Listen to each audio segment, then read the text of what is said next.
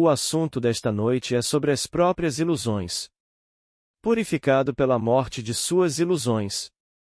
Você pode achar isso, bem, não digo que você achará isso profundo, não, mas sempre achei que tudo que é mais profundamente espiritual é, na realidade, mais diretamente prático, e você achará isso muito prático. Mas isso nos leva a outras áreas. Possivelmente a maior.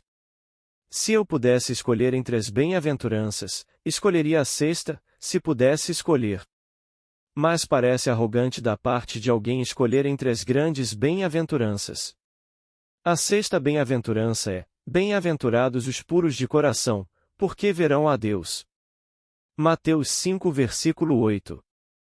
Esta é uma afirmação profunda porque o homem se torna aquilo que vê, e nenhum homem se torna Deus até que possa ver Deus. É Deus e somente Deus quem se revela para que o homem possa vê-lo. Mas é uma expansão eterna da revelação, como nos é dito tão claramente na carta de Paulo aos Coríntios, capítulo 3 de 2 Coríntios. E todos nós, com o rosto descoberto, contemplando a glória do Senhor, estamos sendo transformados em sua semelhança de um grau de glória para outro, porque isto vem do Senhor que é o Espírito. Versículo 18. Então ele se revela em nossa presença, e nós naquele momento, somos transformados na imagem daquilo que contemplamos. Invariavelmente nos tornamos aquilo que contemplamos. O véu que usamos é esta vestimenta, e então ele simplesmente o levanta e se expõe, e nós o contemplamos enquanto nos tornamos ele. Mas, somos informados de que há uma condição imposta a isso. E você pode pensar: posso atender à condição? Deixe-me repetir, a condição é: bem-aventurados os puros de coração, porque verão a Deus. Você pode se perguntar o que é mais difícil, a condição ou a promessa, a pureza de coração ou ver a Deus? Bem, deixe-me dizer por experiência própria, e Deus é infinitamente misericordioso. Ele inicia o processo pelo qual você e eu somos purificados. Você poderia ficar sentado de agora até o fim dos tempos e não poderia se purificar. Deus inicia todo o plano de purificação e depois elabora os meios pelos quais somos purificados. Acontece tão de repente, você nunca sonhará na eternidade como isso acontece. Então deixe-me compartilhar com vocês uma história que me foi contada no ano passado na cidade de São Francisco, no outono passado. Ele é um sujeito perfeitamente maravilhoso. Ele nasceu em Boston, Massachusetts, filho único de pais que vieram da Irlanda, criado em um ambiente muito acidentado onde pensava que se lutasse diariamente seria um homem. Voltei para casa com o nariz sangrando, os olhos roxos, e ele pensou que essa era a maneira de viver. Ele passou pela vida dessa maneira. Depois veio a Segunda Guerra Mundial e ele partiu para a guerra. Ele era sargento desta empresa e se encontrou na Nova Guiné. Os japoneses os imobilizaram, toda a companhia estava de bruços, entrincheirada e eles não conseguiam se mover. Ele disse: Neville, deixe-me agora fazer uma confissão. Criado no meu ambiente limitado, num ambiente irlandês em Boston, Massachusetts, tive 2 ódios extremos na minha vida, não desgostos, ódios. Odiava os judeus e odiava os negros. Você não pode justificar um preconceito, porque não pode. Não há razão no mundo de Deus para alguém odiar alguma coisa. Mas ele odiava, essa foi a sua confissão. Ele disse: Eu, como sargento, dei a esse judeu, que era soldado raso, todas as coisas sujas do mundo para fazer quando eu era seu superior. E aqui estamos, agora, encurralados na Nova Guiné pelo fogo das metralhadoras japonesas. Não podíamos nos mover. Se eu mal levantasse a cabeça, sentiria no meu capacete de aço as balas ricocheteando no meu capacete. Você não conseguia se mexer, eles nos prenderam completamente. E este judeu à minha esquerda me disse: Sargento, você tem granadas de mão? E eu disse que sim, e soltei 3 do meu cinto e pude levá-los até ele sem ser detectado. E esse judeu deu um pulo de repente e destruiu completamente todo o ninho de atiradores japoneses com suas metralhadoras. Ele foi gravemente ferido, mas não foi mortal. Naquele exato momento, superei todos os meus preconceitos em relação ao judeu. Todos os muros de Jericó desabaram, todos esses males antigos em mim ruíram. E então entendi aquela afirmação que tinha lido, mas não a entendia antes, que você vê esses edifícios e fica tão orgulhoso deles, assim como eu estava orgulhoso dos meus preconceitos. Eu era irlandês e católico, melhor do que qualquer outra religião no mundo, melhor do que qualquer pessoa no mundo, e todas essas eram coisas que eu odiava. E então, de repente, lembrei-me desta afirmação: você vê esses edifícios? Não ficará pedra sobre pedra que não seja derrubada. Mateus 24 versículo 2. E o antigo preconceito, o antigo mal, desmoronou dentro de mim, e eu não só não odiei os judeus, como os amei. Então, quando voltei para este país e trabalhei em uma posição em que tinha meu próprio negócio de alvenaria, tijolos, argamassa, tudo o que era necessário para a construção de um prédio usando a alvenaria que forneci em São Francisco, e o judeu obteve o primeiro chance em qualquer emprego disponível. Então aconteceu algo que aparentemente aconteceu por acidente e alguma explosão aconteceu na fábrica e eu estou queimando. Meu corpo está em chamas, meu macacão está queimando e todos os caucasianos do lugar não correram para me salvar. Um negro correu, me jogou no chão, me rolou e apagou, queimando-se no processo. Eu estava aceso, queimando, mas ele estava queimado. Naquele exato momento, meu ódio se transformou em amor. Então, hoje, no meu negócio em São Francisco, se você quiser um emprego, primeiro deve ser judeu ou negro.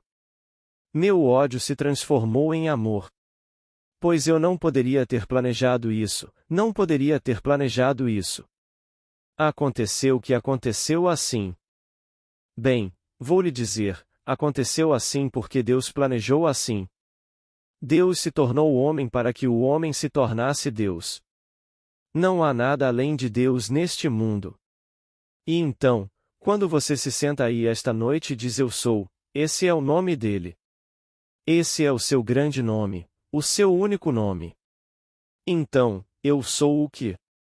Eu sou preconceituoso? Tudo bem, esse é o muro que ele vai derrubar. Tenho preconceito contra isso, aquilo ou aquilo. Ele vai derrubá-lo.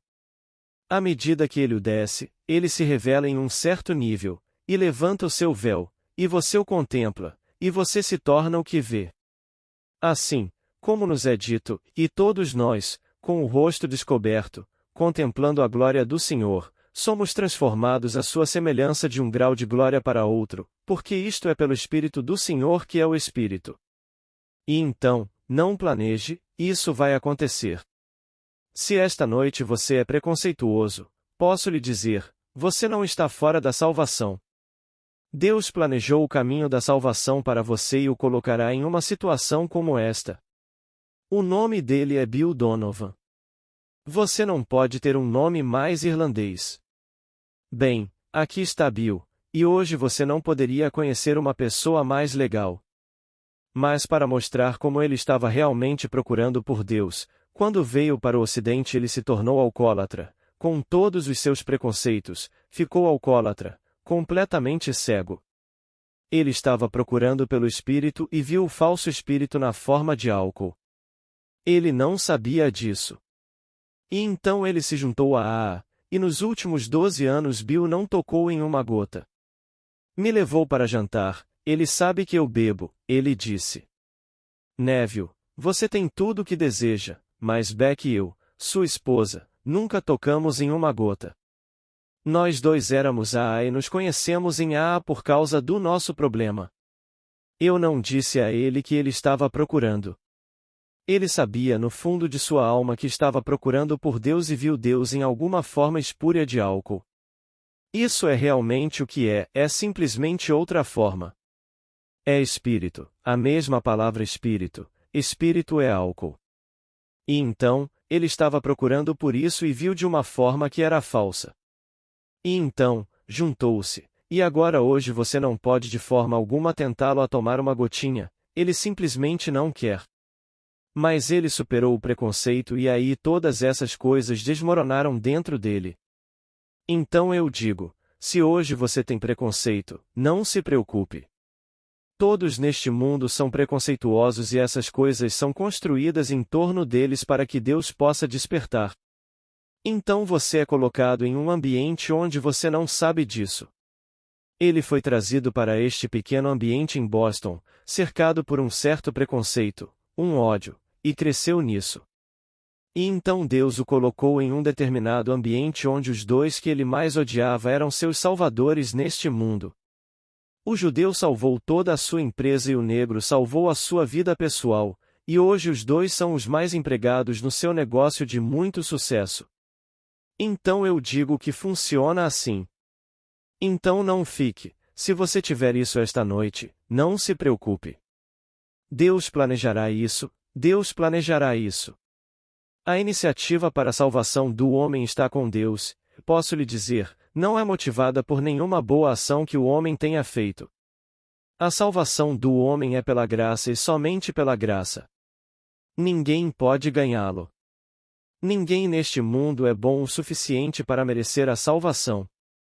A salvação é tornar-se Deus. Deus tornou-se homem para que o homem possa tornar-se Deus.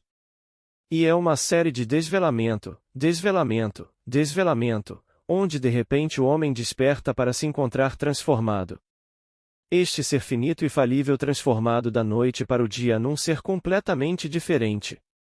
E, no entanto, o véu não foi completamente levantado. Outro véu, e ainda outro véu, pois a verdade é uma iluminação cada vez maior. Mas, é tudo homem. Então aqui o homem é purificado pela morte de suas ilusões.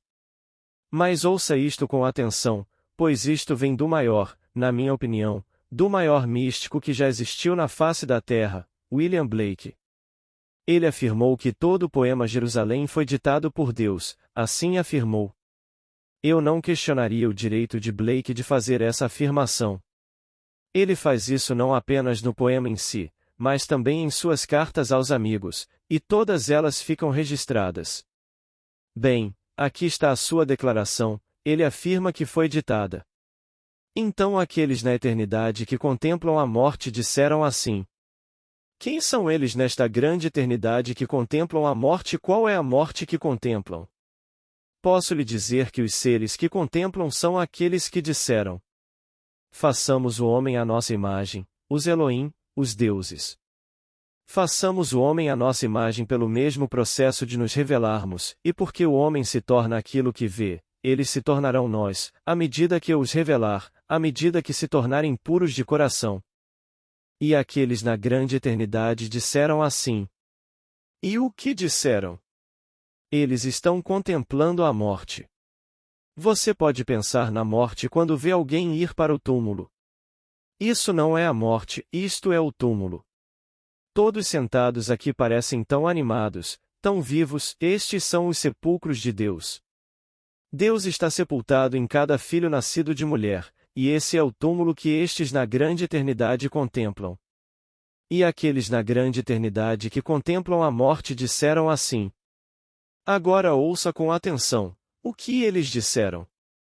O que parece ser, para aqueles a quem parece ser, e produz as consequências mais terríveis para aqueles a quem parece ser, até mesmo de tormentos, desespero e morte eterna, mas a misericórdia divina vai além e redime o homem no corpo de Jesus. E então toda a visão retorna à sua perfeição. Comprimento, largura e altura assumem a visão divina original. Volte à afirmação que ele está dizendo agora. O que ele disse? O que parece ser? Para Bill Donovan, parecia que um judeu era um cobarde e provou ser o mais corajoso de todos na Nova Guiné. Para Bill Donovan, o que parecia ser, para aqueles a quem parecia ser. O negro estava abaixo dele em coragem, e em inteligência, e em tudo, e ele era seu salvador. Quando nenhum homem branco veio salvá-lo, o negro avançou, jogou-o no chão e rolou-o, queimando-se no processo, e salvou-o. E ele superou naquele exato momento todo o ódio. Então volte. O que parece ser, é. O que parece ser, é. Para aqueles a quem parece ser, e produz as consequências mais terríveis para aqueles a quem parece ser, até mesmo de tormento. Isso não foi um tormento? Um homem que vive com preconceito, não fica atormentado? Qualquer pessoa neste mundo com preconceito não está mesmo vivendo no inferno. E ele não se desespera, não consegue sair dessa. E é a morte eterna. E eles estão contemplando esta morte eterna. Mas, e este é o nosso grande conforto, a misericórdia divina vai além e redime o homem no corpo de Jesus. Ele trama uma peça pela qual o homem supera seus preconceitos, onde os muros de Jericó caem e os males antigos desmoronam.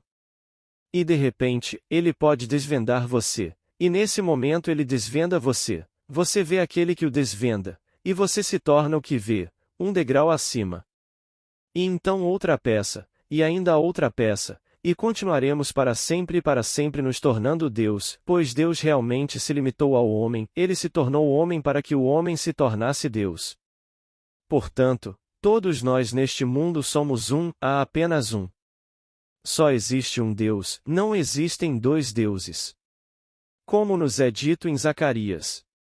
E o Senhor será rei sobre toda a terra, naquele dia o seu nome será um, e o Senhor será um, apenas um. E ele estabeleceu a única maneira neste mundo pela qual poderia revelar a unidade de todos nós. Só há uma maneira de ele revelar que você e eu somos um. Eu respondo pelo nome de Neville. Você diz Neville e eu direi que sim. Então, de repente, eu digo Charlie a alguém presente, Charlie, você dirá, sim, estou aqui. E parecemos tão diferentes, tão distintos, e nós somos únicos aos olhos de Deus como visões separadas de Deus. E ainda assim eu lhe digo que somos um, na verdade somos um, porque todos estamos sendo revelados como Deus. Deus só tem um filho, um só filho, e o nome desse filho é Davi. No momento da revelação ele revela Davi, e então você vê a relação entre você e Davi. E você olha bem nos olhos de Davi e ele te chama de pai, e você sabe, não há dúvida em sua mente sobre esse relacionamento, somos pai e filho.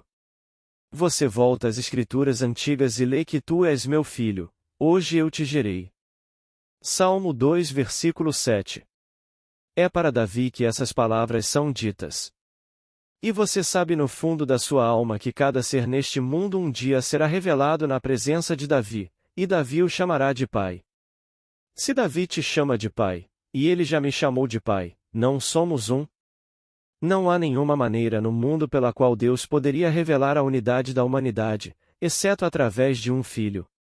E assim, Deus amou o mundo de tal maneira que deu o seu Filho unigênito, não para caminhar comigo como amigo, mas para me revelar a mim mesmo. João 3 versículo 16. Deus está se revelando em nós. Pois façamos o homem à nossa imagem. Se eu sou a imagem dele e sou ele, então sou o pai de seu filho. Ele não pode me tornar menos se cumprir seu propósito, e é o propósito de Deus entregar-se ao homem, e entregar-se tão completamente ao homem que não há ninguém no mundo, apenas Deus e aquele homem. E finalmente só aquele homem. Deus completou o dom e ele é Deus. Então Deus se torna homem para que o homem possa se tornar Deus, e esse é o processo de revelação. E a única maneira no mundo pela qual ele pode revelar o dom é através do seu Filho. Assim nos é dito. Ninguém sabe quem é o Filho, exceto o Pai, e ninguém sabe quem é o Pai, exceto o Filho e aquele a quem o Filho decidir revelá-lo. Mateus 11 versículo 27. Assim, quando o Filho escolhe revelar-se, a relação é filho-pai.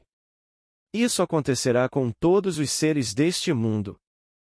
Então, até que isso aconteça, temos os nossos preconceitos, temos as nossas superstições, temos os nossos grandes edifícios e estamos muito orgulhosos dos edifícios. Mas Deus vê o coração. Então, bem-aventurados os puros de coração, porque verão a Deus.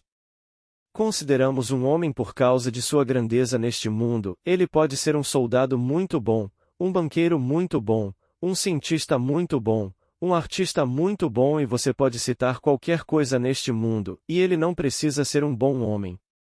Bem, Deus não está vendo o símbolo de status do lado de fora, com as medalhas em você porque você é um bom cientista, e talvez você ganhe o prêmio este ano e receba $50.000 de alguma grande fundação, e o mundo saudará porque você apareceu aos olhos do mundo como um grande e bom cientista. Mas Deus não vê as aparências externas, Deus vê apenas o coração. Como nos é dito no capítulo 16 do livro de Samuel, 1 Samuel, e eles trouxeram diante do profeta o primeiro filho de Jessé. E disse consigo: certamente este é o ungido do Senhor, olha a altura dele, olha a beleza, a grandeza deste homem. Seu nome é Eliabe. Eli significa meu Deus, e Ab é pai. Então meu Deus é pai, e certamente ele é o ungido do Senhor. O Senhor disse ao profeta: eu o rejeitei, pois o Senhor não vê como o homem vê a aparência exterior e Deus vê o coração. Então ele traz outro, eu o rejeitei. Ele traz um terceiro, eu o rejeitei. E ele marcha 7 diante dele, eu os rejeitei. E então vem Davi, ele disse: levante-se e unja-o. Então Davi era ungido. E então entramos no desenrolar da história. Quando Paulo conta a história de Davi, ele disse, ele colocou estas palavras na boca de Deus: eis aqui um homem segundo o meu coração. Atos 13 versículo 22. Então aqui ele vê um homem segundo o seu coração, e então, você vê Davi, você é ele. Davi é seu filho, mas você é seu pai. Pois ouçam estas palavras, o filho do homem, que se chama filho de Deus. Mas o filho de Deus também é Deus Filho, não se esqueça disso. O filho de Deus também é Deus Filho, pois eu e meu pai somos um. Então ele cria um filho, chamado Davi, e ele é seu filho, portanto, você é o pai dele, e o pai de Davi é Deus. Mas você é aquele que ele tirou da humanidade chamado Davi. Davi simboliza todo o vasto mundo da humanidade, e ele atrai você e se revela, glória após glória, após glória. É ele mesmo sendo revelado. Então, quando você é trazido para fora, você é o Filho de Deus. Agora ouça as palavras. Eu levantarei depois de você o seu filho, que sairá do seu corpo. Eu serei seu pai, e ele será meu filho. 2 Samuel 7 versículo 12. Então você é gerado como filho de Deus, pois o Filho de Deus é também Deus Filho. Eu e meu pai somos um. Embora meu pai seja maior do que eu. João 10 versículo 29,30. Pois a coisa simbolizada neste mundo é maior que o símbolo.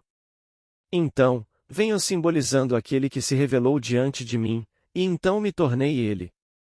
Então ele me mandou de volta ao mundo, mais uma vez envolvido em meus preconceitos, e então ele irá derrubá-lo, e se revelará com uma glória ainda maior, e me enviará de volta novamente.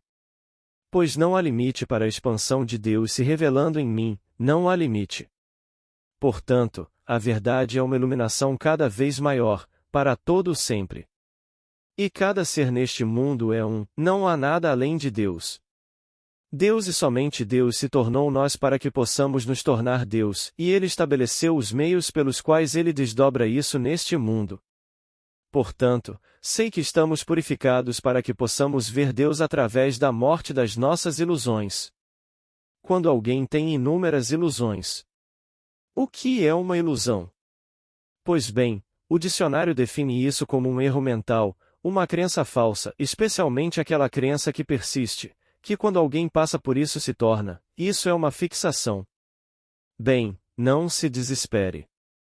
Ame-os profundamente, porque Deus planejou os meios pelos quais Ele irá demolir aquele edifício.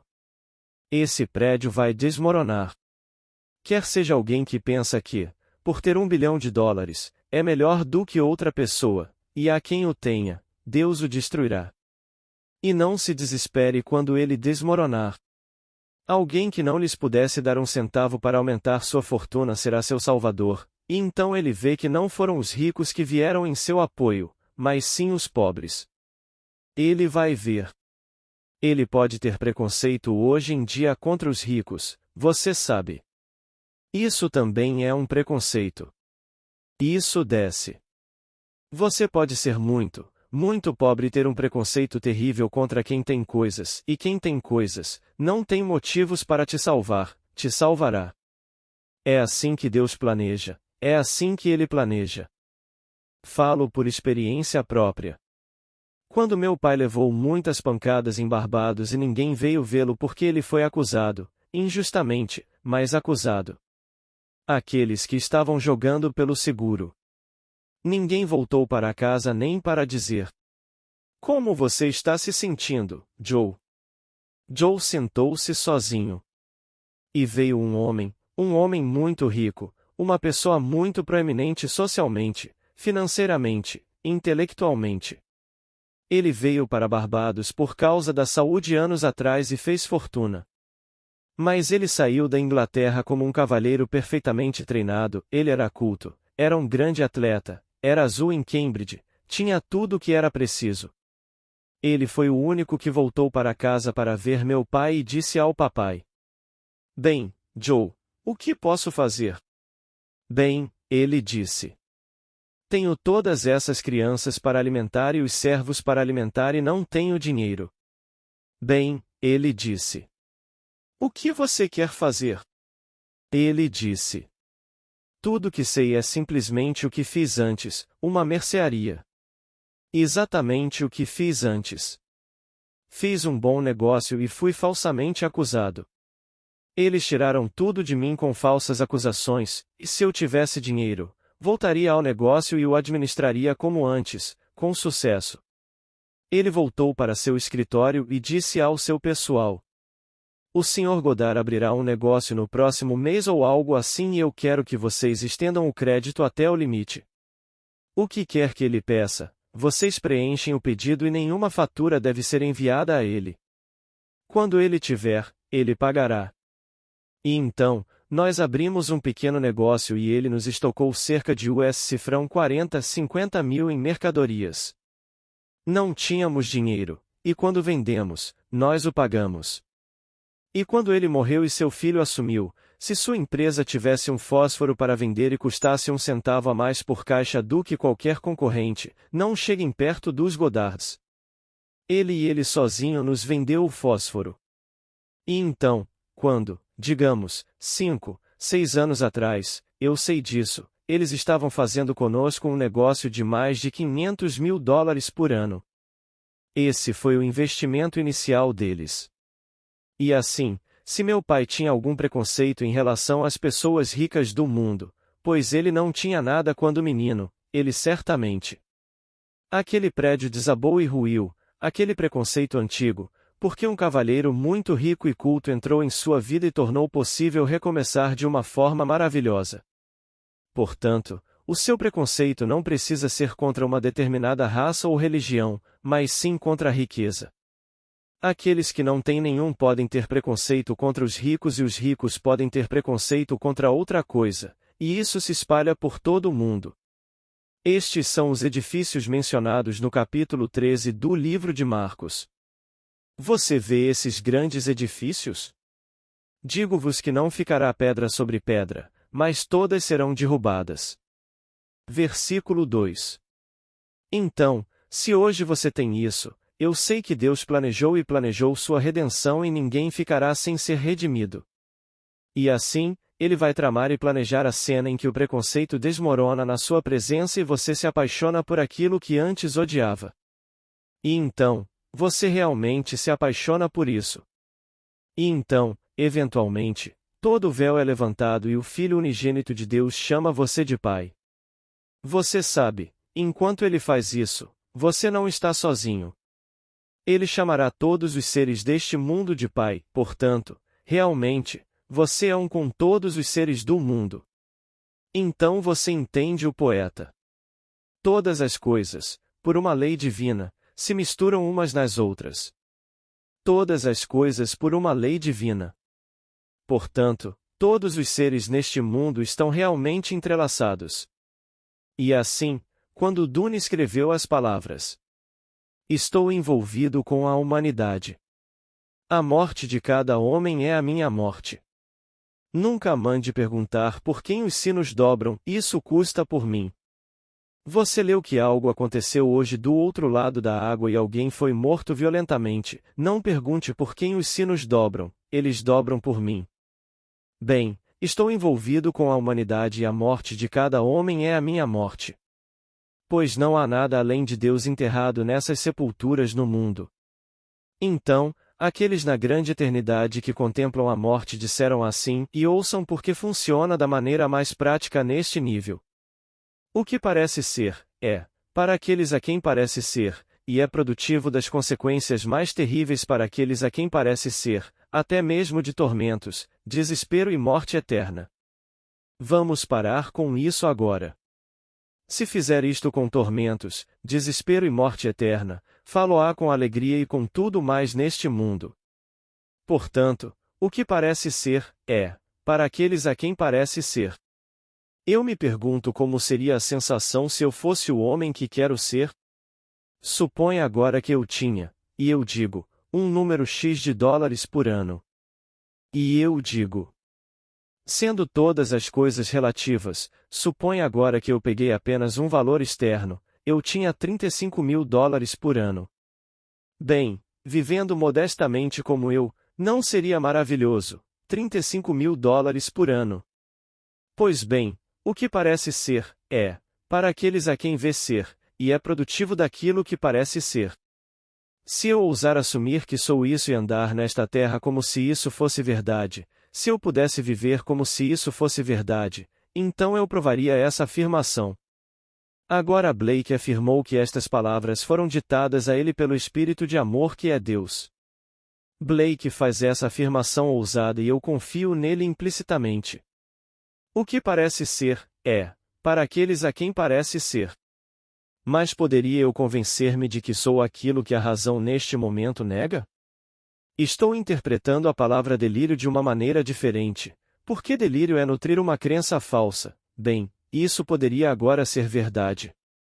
Bem, quando um homem pode ter uma falsa crença de que o judeu não é seu igual, e até que isso acontecesse ele agiu de modo a provar isso para sua própria satisfação, e quando fez isso com o negro, não provou isso para sua própria satisfação.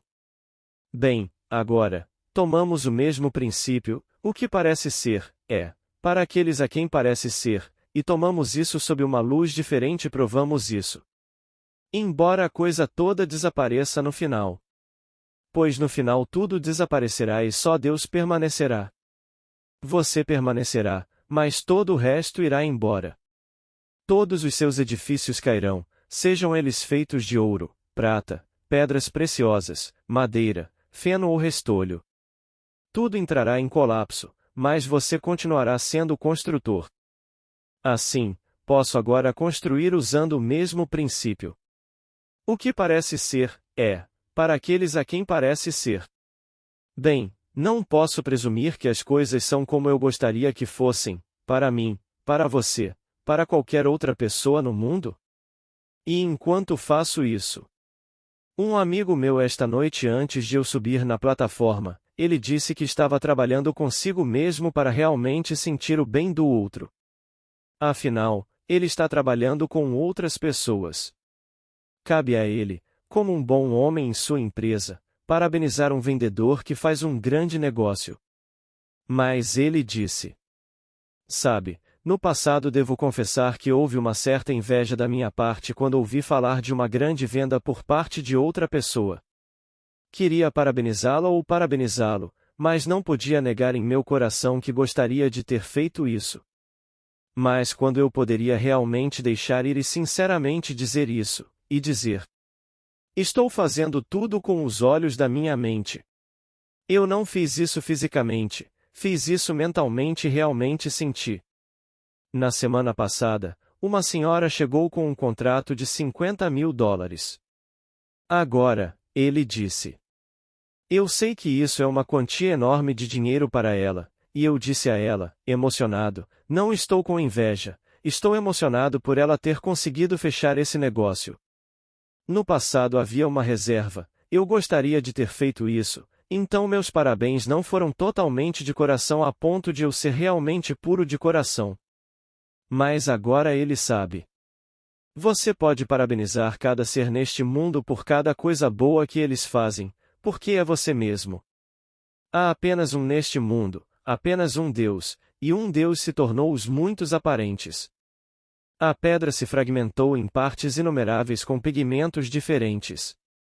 Alguns usam pigmentos brancos, alguns pigmentos vermelhos, pigmentos pretos, pigmentos marrons, mas apenas um neste mundo, todos fragmentados.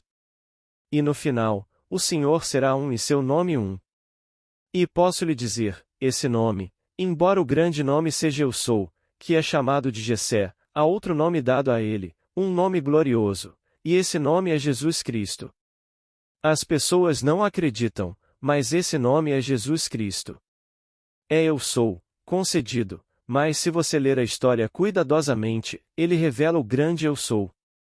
Eu sou a porta, eu sou a videira verdadeira, eu sou o caminho, eu sou a vida, eu sou a verdade, eu sou a ressurreição.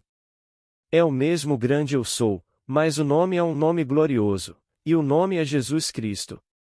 Não faça disso um fetiche, pois ele se tornou você, ele está se revelando em você, e quando ele se revela completamente, você é Jesus Cristo.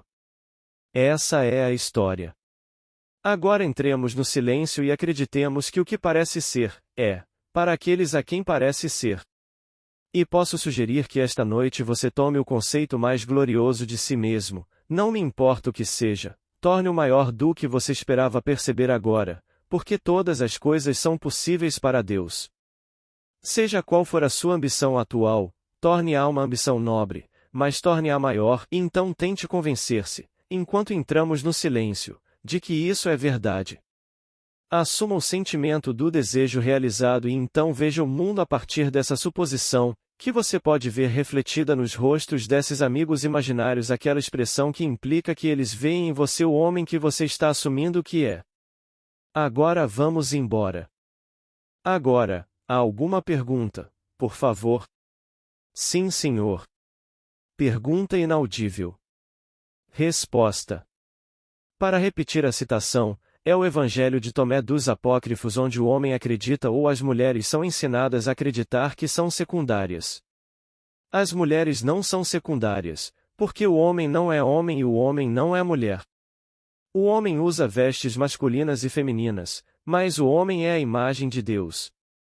E assim, ninguém conhece o homem é o usuário dessas vestimentas, masculina e feminina. Assim, como nos é dito em Timóteo, a mulher será salva ao dar à luz um filho. Não gerar filhos, como os sacerdócios de todo o mundo tentaram transmitir a feminilidade. Isso é gerar filhos. Todos neste mundo um dia passarão por uma certa experiência mística que agora está vestindo a vestimenta feminina, onde realmente se encontrarão e se sentirão masculinos, e então, saberão também que são homens, vestindo essa vestimenta. Falo por experiência própria. O homem na ressurreição está acima da organização do sexo, na ressurreição. Dizem-nos que essa pergunta foi feita a ele da maneira mais maravilhosa, e mestre, Moisés na lei disse que se um homem se casar e morrer sem deixar descendência, e tiver irmãos, os irmãos devem se casar com sua esposa para suscitar descendência. O irmão que morreu. Bem, havia 7 irmãos, e o primeiro casou-se e morreu sem deixar descendência. O segundo a levou e morreu sem deixar descendência, e o terceiro, o quarto e finalmente 7 deles se casaram com ela e não deixaram descendência. De quem ela é a esposa na ressurreição? E ele disse: Tu não conheces a Escritura, porque os filhos deste século casam-se e dão-se em casamento, mas aqueles que são considerados dignos de chegar a essa era, a ressurreição dos mortos, não se casam nem são dados em casamento. Porque são filhos de Deus e filhos da ressurreição. Lucas 20 versículo 28, 36. Estamos sendo preparados aqui para entrar em uma era totalmente nova, onde não precisamos do relacionamento homem-mulher. É uma irmandade, onde criamos a partir da nossa maravilhosa imaginação.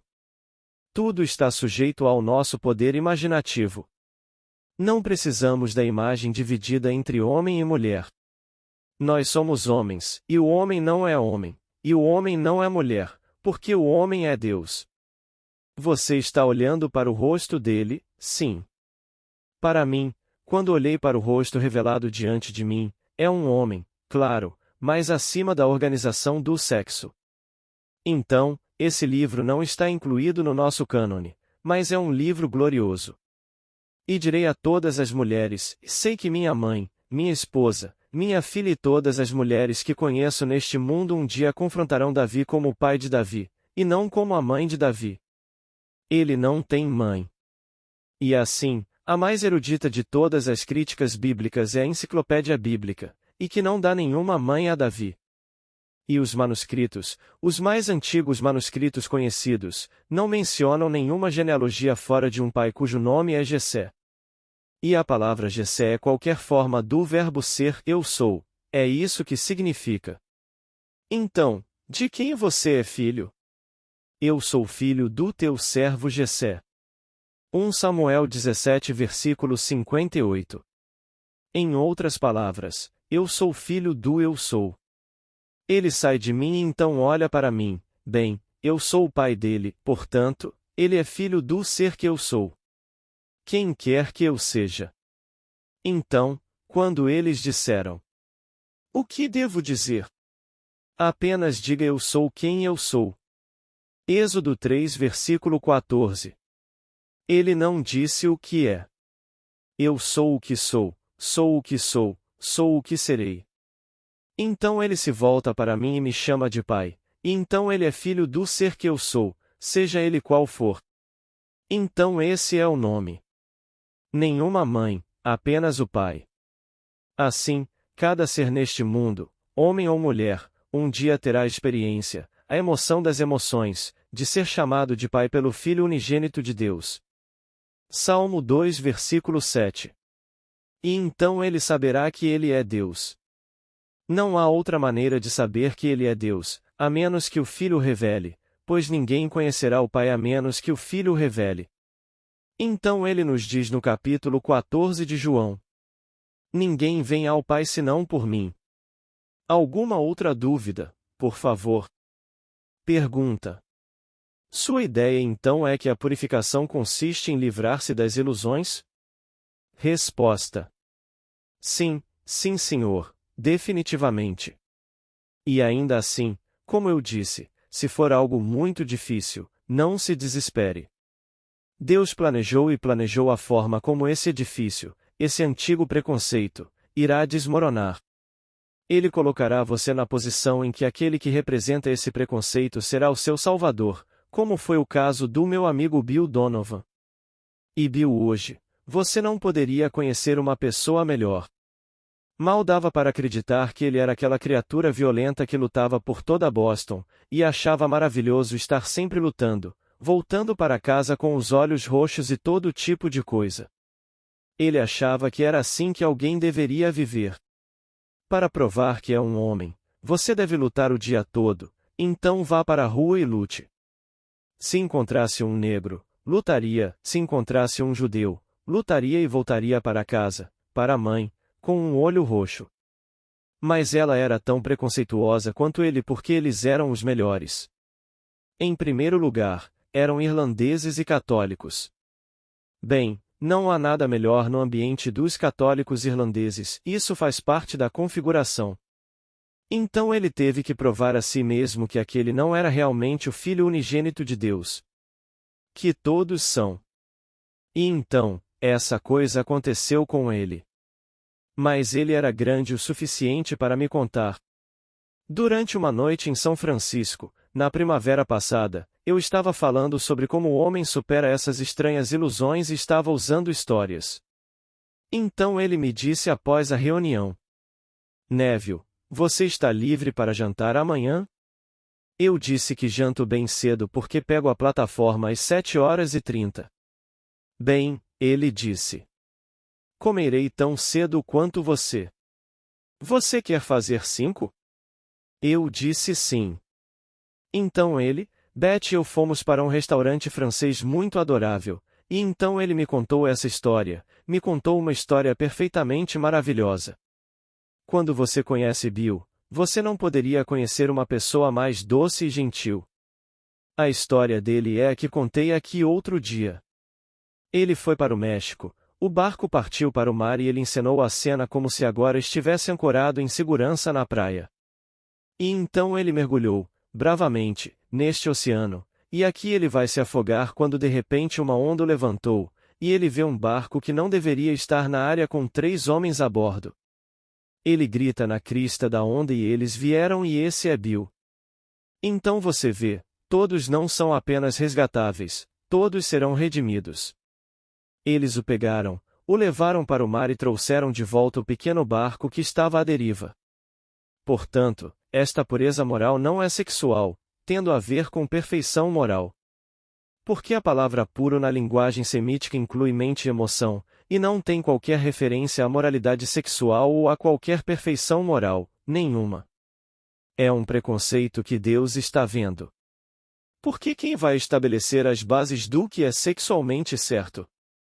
Que pessoa neste mundo ousaria estabelecer-se como critério do que é certo do ponto de vista sexual?